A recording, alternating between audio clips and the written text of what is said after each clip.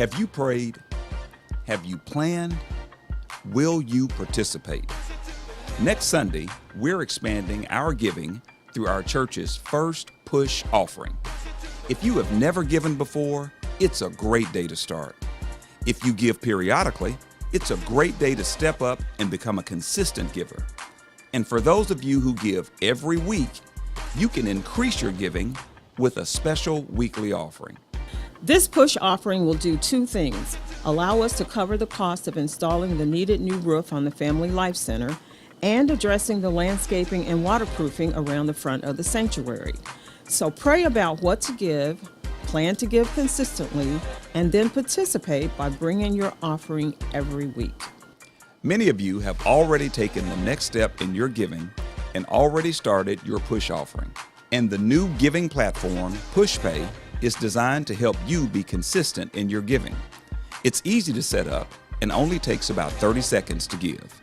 Just click Give in the St. Mark LR app or at smark.org, or you can send the keyword SMARK to 77977 and then follow the quick and easy steps to set up your account.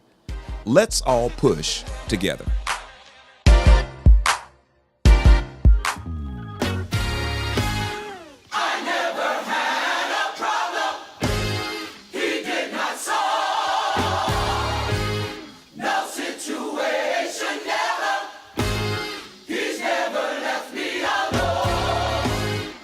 The much-anticipated release of the Anointed Sanctuary Choir's live recording, The St. Mark Experience, is April 1st. Relive this great night of worship and make the music a part of your library by buying the CD or downloading it on your mobile device beginning April 1st. And just for us, St. Mark, we can reserve our copy early. Pre-sales of the commemorative double disc begin March 11th. You can get one for $20 or two for $30, so you can share with friends and family. Let me fall. Here's my testimony. God can do, yeah, whatever you need Him to do. I'm a living witness. He'll do the same thing for you. Oh, He's never failed me.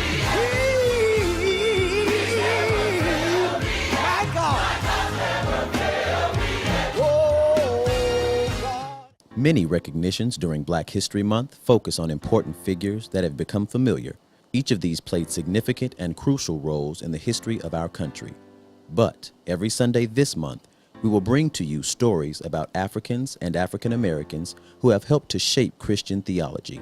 It's Black history from a Christian perspective. Tertullian. Quintus Septimius Florens Tertullianus was born about 150 AD in Carthage, North Africa, the city considered second in importance only to Rome in his time. His father was the captain of a Roman legion and provided Tertullian with the education and training to become a lawyer. When he was about 40, Tertullian was converted to Christianity. He exuberantly embraced the gospel and ably used his legal skills to defend Christianity from pagan attackers. He was the pace setter as the church expanded its teaching and influence into the Latin-speaking world, breaking new and fertile ground in the theological understanding. For example, he coined the word Trinity, a word that does not appear anywhere in the Bible, but it accurately explains the truth that there is one God who exists as Father, Son, and Holy Spirit. He was one of the most fascinating leaders in all church history.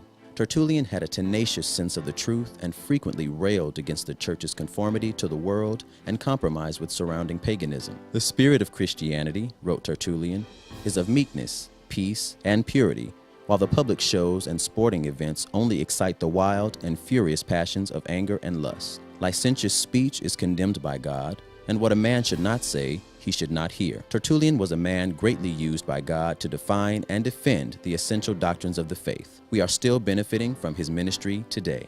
Katie Cannon. Katie G. Cannon is the first African-American woman ordained in the United Presbyterian Church. Her work focuses on the areas of Christian ethics, womanist theology, and women in religion and society. She has lectured nationally on theological and ethical topics and is the author and editor of numerous articles. She has also penned 7 books, including Katie Cannon's Womanism and the Soul of the Black Community and Black Womanist Ethics. Cannon had to learn to define herself in her own terms in order to meet her many challenges. Growing up poor, black, female, and intellectually gifted in rural North Carolina, gender, and more particularly, race, have always been central issues in Cannon's life. After her early and very nurturing educational experience, Cannon enrolled at Barber Scotia College, just 7 miles from her hometown. The institution was founded in 1867 for freed women slaves. Newly coeducational in the 1960s, the school proved to be very strict and demanding. However, Cannon knew it was her ticket out of the oppressive South. Following a trip to Africa in the fall of 1971, Cannon went on to study at the Johnson C. Smith Seminary of the Interdenominational Theological Center in Atlanta, Georgia. This was where she realized that the ministry could be more than just a vehicle for social and political action. In I've Known Rivers, Lives of Loss and Liberation, an interview by Harvard sociologist Sarah Lawrence Lightfoot,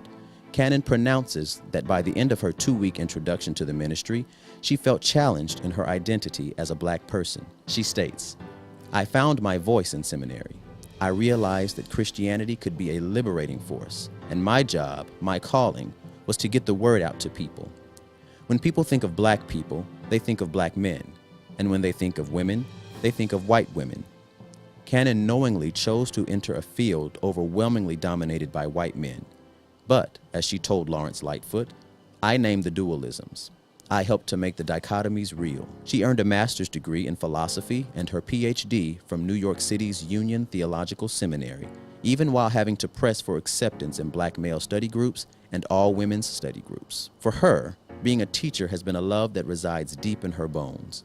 In a time of segregation, she sought academia as a place of affirmation and success, and church as a place of home. Cannon shares Christianity as a way for people to reach through diversity to harmony and justice. Howard Thurman. Howard Thurman was born in 1899 and raised in Daytona, Florida. Thurman was the grandson of former slaves who stressed education as a means of overcoming racial discrimination. He graduated as valedictorian from Morehouse College. In 1925, he became an ordained Baptist minister. His first pastorate at Mount Zion Baptist Church in Oberlin, Ohio, was followed by a joint appointment as professor of religion and director of religious life at Morehouse and Spelman Colleges in Atlanta, Georgia. Thurman spent the spring semester of 1929 studying at Haverford College with Rufus Jones, a Quaker mystic and leader of the pacifist Interracial Fellowship of Reconciliation. Here, he began his journey towards a philosophy that stressed an activism rooted in faith, guided by spirit, and maintained in peace. He preached a philosophy of common ground, teaching that humans need to seek an inner spiritual happiness that would lead them to share their experience in community with others. In 1935, Thurman and his wife, Sue Bailey Thurman, led a pilgrimage of African Americans to Ceylon, Burma, and India, where they met with Mahatma Gandhi. As a result of this trip, he formulated a nonviolent approach to social change in America, which was a precursor to the work of Martin Luther King Jr. This love ethic led to one of Thurman's best-known works, Jesus and the Disinherited, a book which later influenced King and other leaders of the civil rights movement. In the book, Thurman presented the basic goal of Jesus' life as helping the disinherited of the world change from within so they would be empowered to survive in the face of oppression. In 1944, Thurman co-founded San Francisco's Church for the Fellowship of All Peoples, the first integrated interfaith religious congregation in the United States. In 1953, he became the dean of Marsh Chapel, the first black dean at a mostly white American university. He mentored many individuals, including Martin Luther King Jr., as he developed his philosophy of nonviolence. Another of his works, Disciplines of the Spirit, explores 5 major dimensions of the spiritual life: commitment, growing in wisdom and stature, suffering, prayer, and reconciliation. Throughout his life, he served as teacher, dean, and philosopher at various institutions, including Boston University, where he retired as dean of Marsh Chapel. Upon his retirement, he continued to write, lecture, and head the Howard Thurman Educational Trust, a foundation devoted to the education of black youth, until his death in 1981.